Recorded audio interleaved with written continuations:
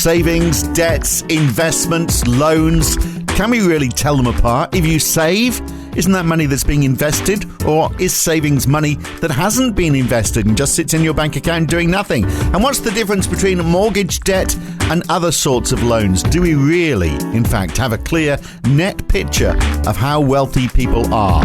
We'll look at the confusion between all of those things today on the Debunking Economics podcast with Professor Steve Keen. I'm Phil Dobbie. Welcome along again. Well, one thing that's always confused me is how we talk about savings and borrowing. So during the pandemic, we're told that people saved more, but we're also told that they borrowed more on housing, for example. And then there's savings and then there's investments. So we sometimes save and we sometimes invest. And then there's borrowing for investment, where we take money, we leverage so that we can invest the money.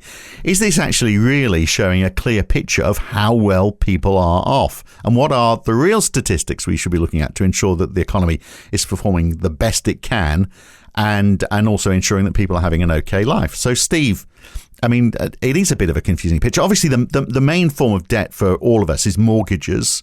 So in March 2020, Britain owned, I'm going to use British statistics this morning. I mean, you might have other figures as well. But in March 2020, Brits owned 125 billion in financial debt, so credit cards, loans and all that sort of stuff. But 1.2 trillion pounds, 10 times the amount, in property debt.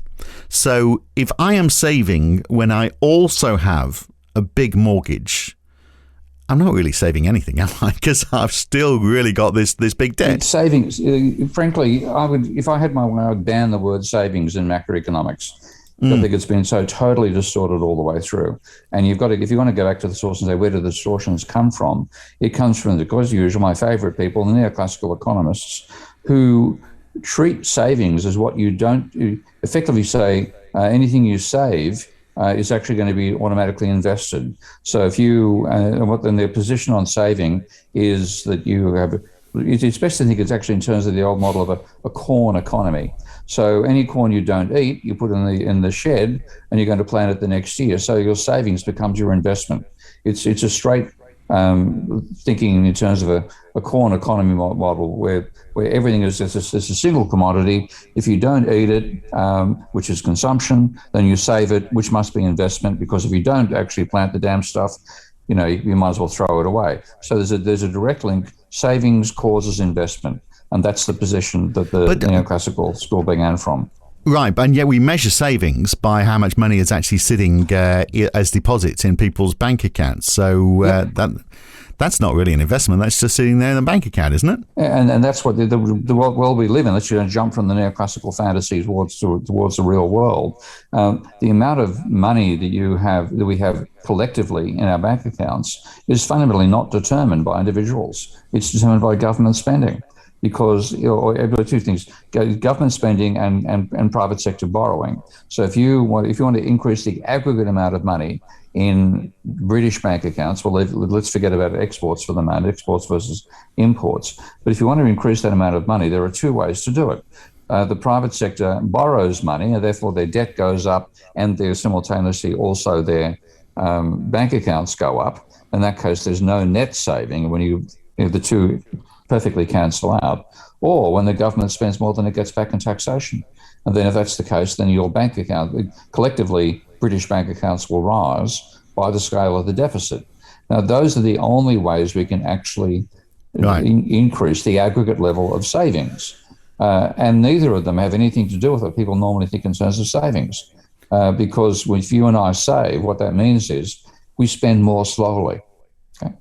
We reduce our spending. Yeah. And if we reduce our spend, it's a leakage. Leakage from the multiplier effect. Ain't no leakage, mate. This is again one of the errors in terminology. You don't leak anywhere. Money isn't the sort of thing that falls down a drain and washes out to the North Sea. Okay, if you don't spend more slowly, what it means is you are spending less than other people, and therefore you, at your personal level, you have increased the gap between your income and your expenditure. And you do that by slowing down how much you spend. But by spending less, your spending is somebody else's income. So what you've done is directly reduce the income by trying to save money. So there's absolutely no change in the total amount of money in the banking system. But I'm also slowing down the speed of money on that. So because if you when I was talking about the leakage, I was talking about it being a leakage from the multiplier. So if money is getting passed around, but I'm saving it, then my propensity to consume has basically gone down. And so the velocity of money slows down. So the economy is less well off as a result. And that's the link I want people to get in their heads. That there's this we have, by mistaking the corn economy world, where if you don't eat the corn, then you've saving it so you can plant it next year. So there's a direct link between saving and investment in that fantasy world.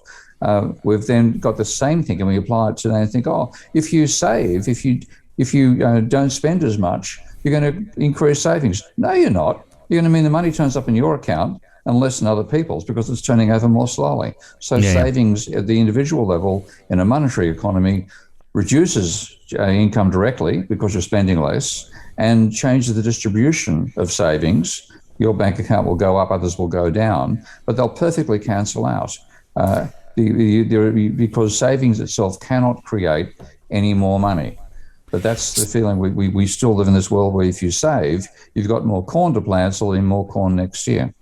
So the governor of the Bank of England said, just as we were supposedly coming out, the first time we thought we were coming out of the COVID crisis, that this year or last year actually was going to be a bumper year for Britain because we had so much money sitting in people's bank accounts and they were going to go out and spend it. And obviously they were worried about spending. And actually, if you look at the household savings ratio, so how much of our income we save, it's been fluctuating quite a lot for decades, but it peaked sharply. So in Q2 2019, it was 4.7%. In Q2 2020, it was 23.7%. I mean, it's fallen away a bit since then. But is that because of what you're saying there? It's because there's been a whole lot of public money. The government's running a bigger deficit.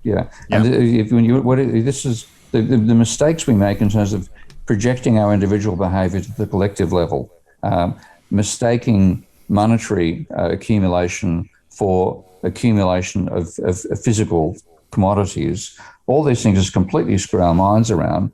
And we think, and now we say, people must be saving more money. That 23% increase in the aggregate amount of money in bank accounts shows people have saved 23% more. No, if I decide to spend less pounds, that doesn't mean that more pounds get created.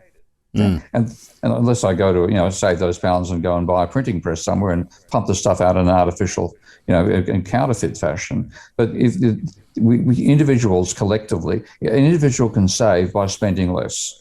If society tries to save by spending less, and this is Keynes's whole idea about the paradox of thrift, you reduce GDP. You have zero change in the amount of money in bank accounts. What you ensure is the money turns over more slowly, there's less spending, so GDP falls. So take us through the steps. Let me give you the absolute figures, actually. So the Bank of England reckon that household savings went from £125 billion in March 2020 up to £200 billion by June 2021. So the government spends a fortune over that period from March to June. How does that take us through the steps that sees that sitting in individual people's bank accounts? Even if I don't know what the income supports were. We had in Australia had job seeker and beekeeper and blah blah blah. So it's as simple as that. It was government handouts, basically. Government handouts turn up in your bank account. So the government didn't have there was no, obviously there were no COVID handouts before COVID. Okay, so when COVID comes along, you have specific programs by the government that will put people and money in people's individual bank accounts, because we know at the same time that the level of economic activity from the private sector is going to have to fall because restaurants can't open, bars can't open, theatres can't open, and so on.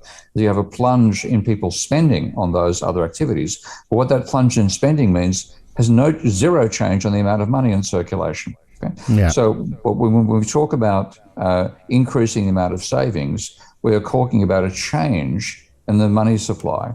And the change in the money supply can come from, leaving aside the external sector for the moment, the change can come from one of two sources. People borrow more money from banks, therefore their debt rises and their bank accounts rise by just as much, or government spends more than it takes back in taxation. And because there's been a huge increase in spending, with no change in taxation worth speaking of, you therefore have an increase in the amount of money in people's bank accounts. Well, that explains where the money came from, but how is it being used and how could it be used better? And what is the difference between savings and investments and also debt? If you've got debt, why wouldn't you use the money that's sitting in your savings account to pay your debt down? Why is that not happening? And will Andrew Bailey still be disappointed that we're not actually dipping into those savings accounts? Why are we not spending it? All of those questions answered in the full version of this podcast. To hear that, you need to become a supporter of Steve Keen on Patreon. Go to patreon.com/Prof. Steve Keen or go to debunkingeconomics.com. I'm Phil Dobbie, back with Steve Keen again next week. Thanks for listening.